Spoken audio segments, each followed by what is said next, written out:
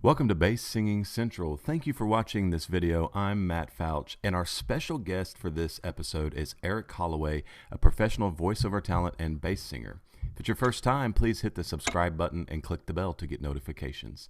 If you want to support this channel, you can do so by clicking the link in the description and ordering It's a Bass Thing gear. It's almost 100% customizable, and you get a 15% discount by using the code in the description. You guys are going to absolutely love this interview with Eric. He shares a lot of great content and gives you guys a lot of great information. Sit back, relax, enjoy this interview with Eric Hollaway. As far as me personally, my particular bass style and genre, I started listening to Southern gospel. I was probably a kid, hearing it on the radio and hearing it on different Sunday morning shows. Yeah.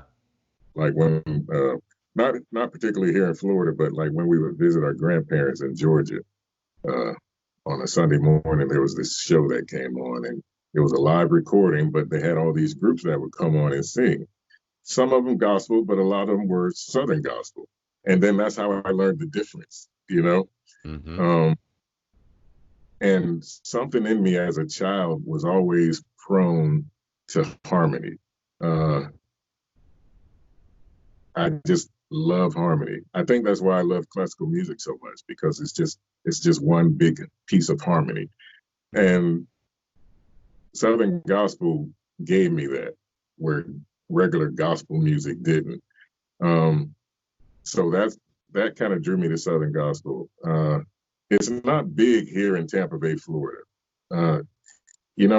Florida is geographically in the South, but when people think about the South, they're really thinking about South Carolina, Tennessee, Mississippi, Arkansas. Those are the Southern, Florida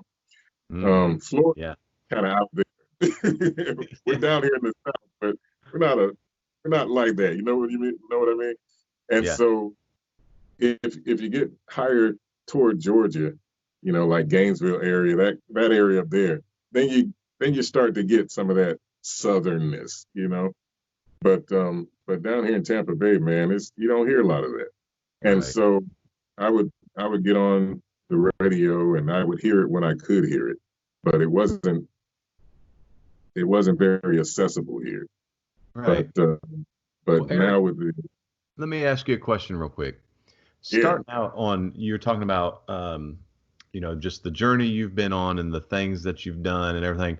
What do you feel like is some of the important tips or things that you learned along the way that has helped you develop your voice as a bass singer? Okay. I get that question so often on my feeds on YouTube. One of the things I premise my answer with is that I recognize that God gave me this voice. There wasn't a whole lot I did to get it. You can call it genetics, heredity, because like I said, my dad's a bass, but my voice superseded his when I was a teenager. So that was just given to me. Now, understanding care of the voice, being trained as a vocalist, you have to have your rest. You have to be conscientious of how you speak to people. Like if you're yelling, raising your voice a lot, that's not good. You have to drink plenty of fluids. You have to be conscious of the environments that you're in.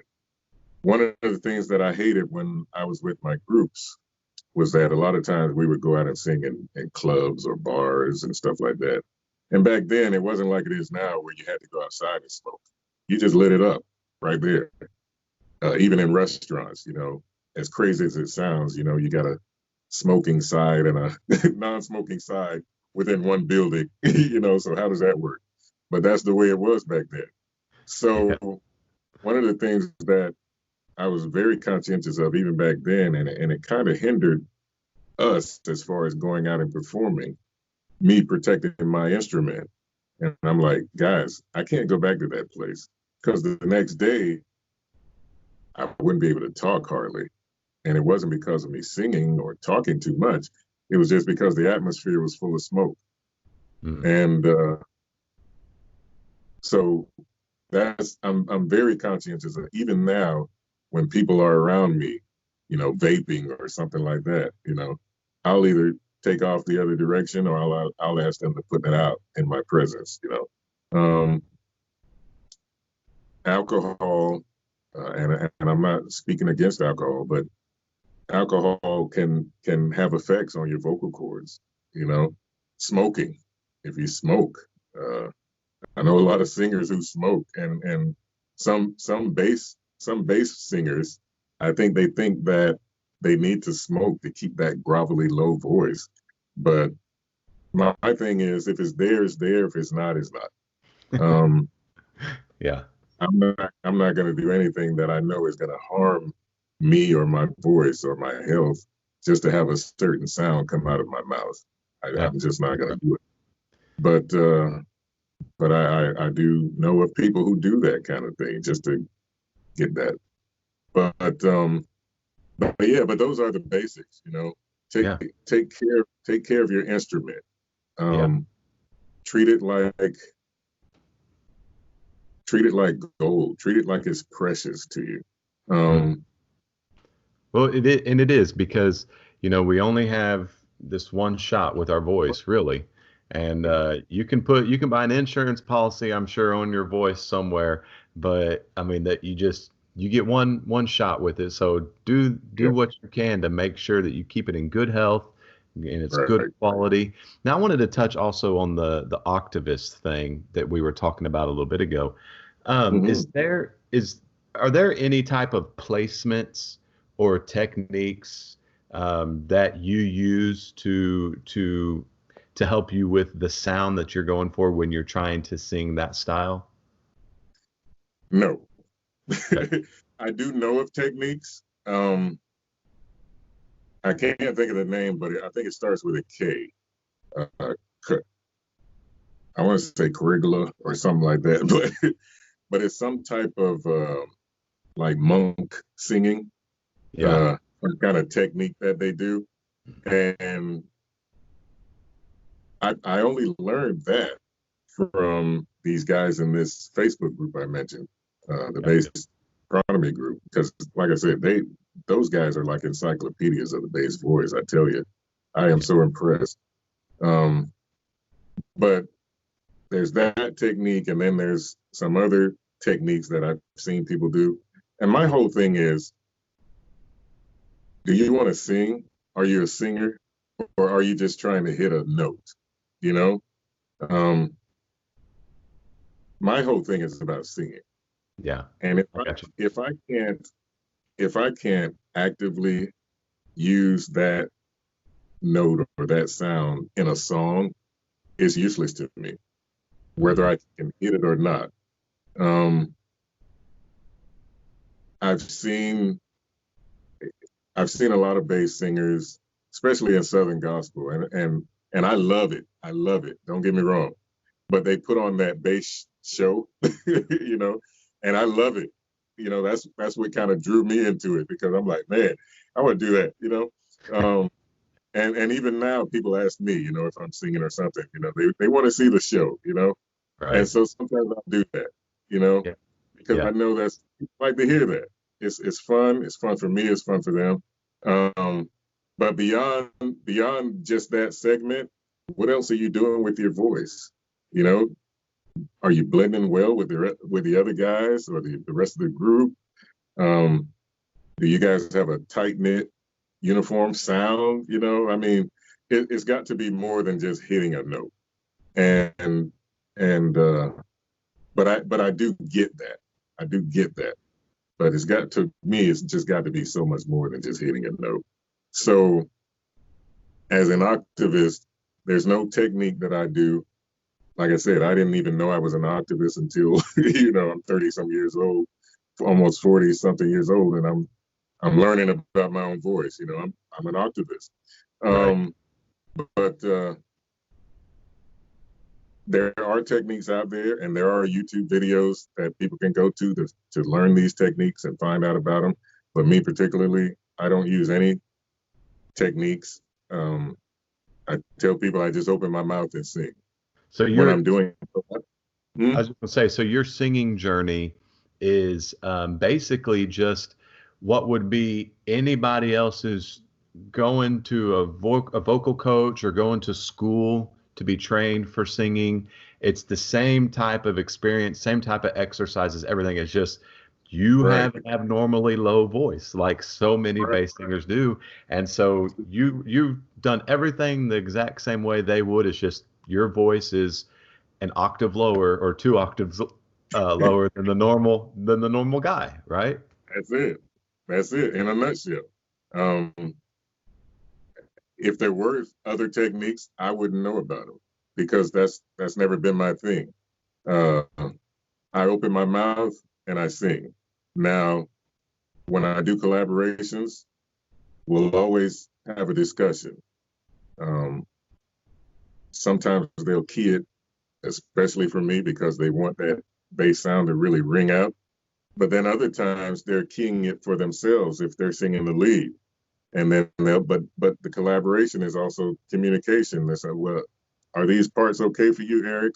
So we always talk about that. And there's never a time where I'm going to sing a piece that I'm struggling to sing, or I'm trying to go beyond what my natural barriers are. Now, I've been blessed with an extensive range.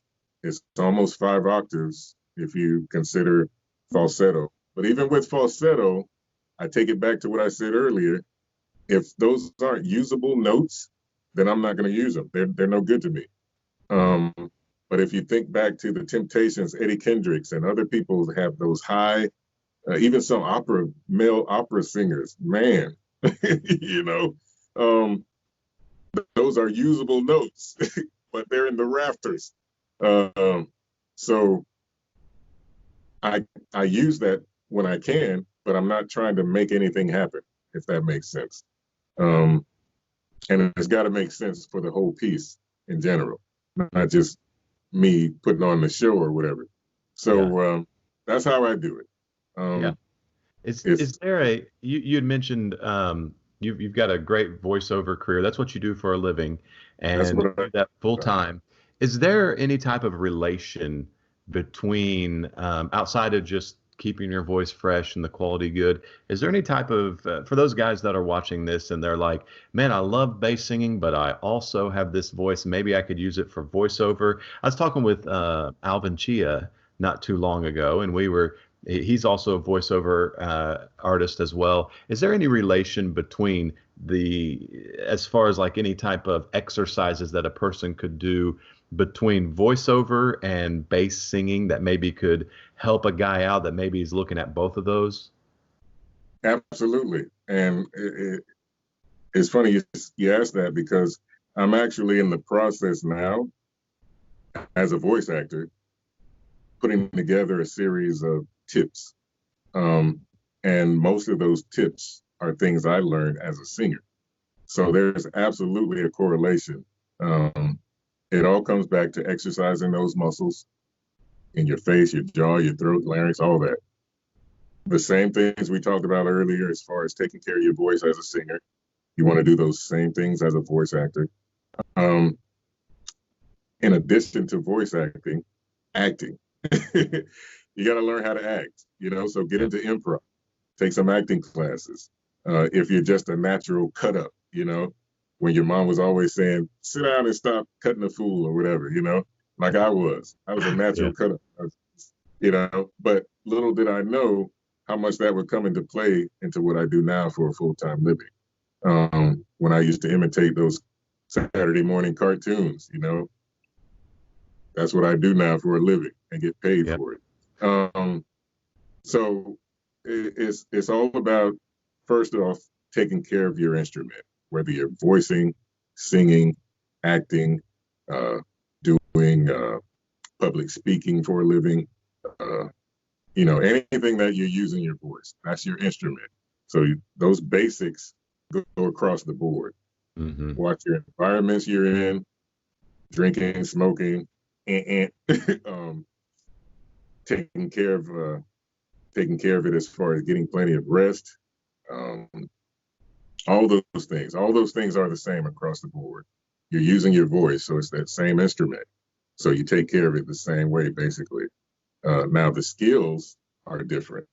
Like I said, you want to learn some acting skills. You want to start doing some improv. You want to get into monologuing. And again, getting used to hearing your own voice, because that's a big hurdle for a lot of people. They hear themselves record and they're like, ooh, that's me. Yeah, that's you, And one of the easy things I can give people, an easy thing right now, if you just hold your hands out like this, like an elephant, cup your ears behind, and kind of like a 45-degree angle. And then you start talking. And that's basically how you will sound recorded. So if you ever want to know what you'll sound like recorded and you want to try to get used to it, do this for a while, and that'll give you a sense of what other people actually hear coming out of your mouth. It's pretty good. That's a technique I picked up some years ago. That's cool. What's the lowest note you've recorded on a song? On a song,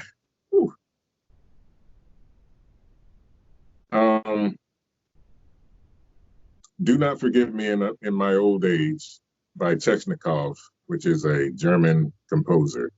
That's kind of a bass anthem in that genre.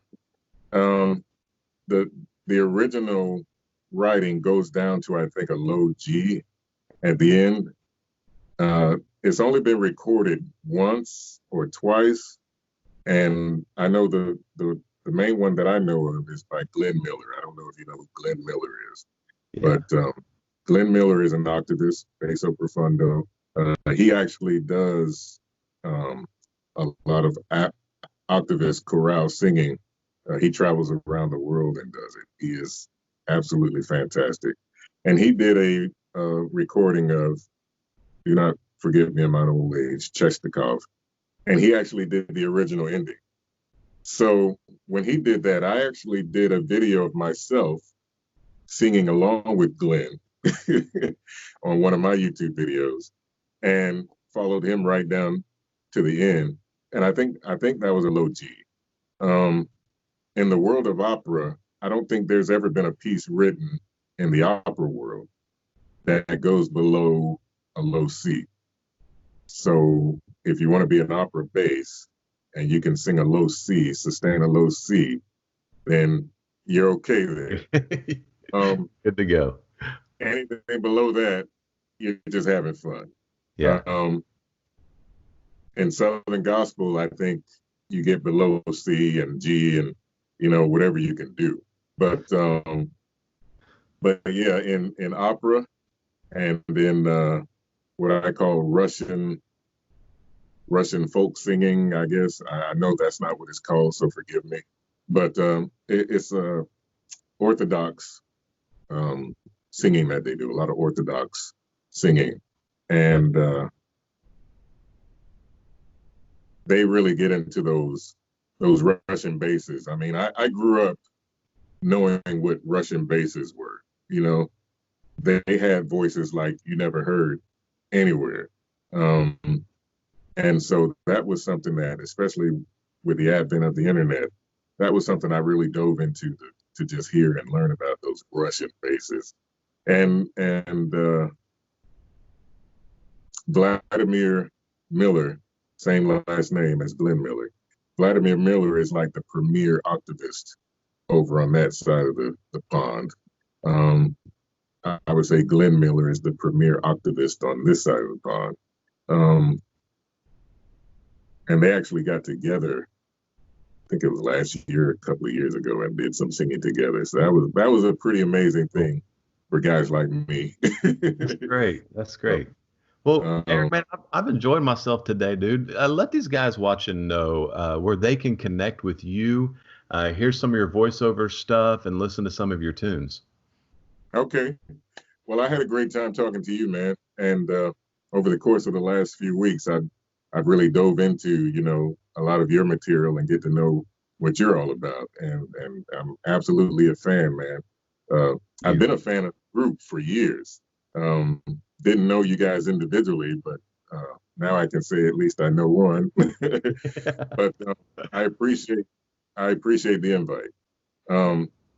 If people want to hear me, they can absolutely hear me on YouTube. They can Google me. I think that's the easiest way. Google Eric Hollaway, EricHollaway. Sometimes people spell it with an O, and that's not me. So it's Hollaway. On Instagram, I'm That Bass Voice, and that's my title across pretty much all my social media, That Bass Voice. On Twitter, I'm Eric Hollaway VO. On Facebook, I have a Facebook group page where I'm Eric Hollaway, voice actor, I think. But That Bass Voice or Eric Hollaway will get you to all my material. Awesome. I recently even joined TikTok. Yeah, and I'm That Bass Voice on TikTok. So. That's awesome. Well, man, thank you for doing this. And I know that you've provided some great content for the fellow.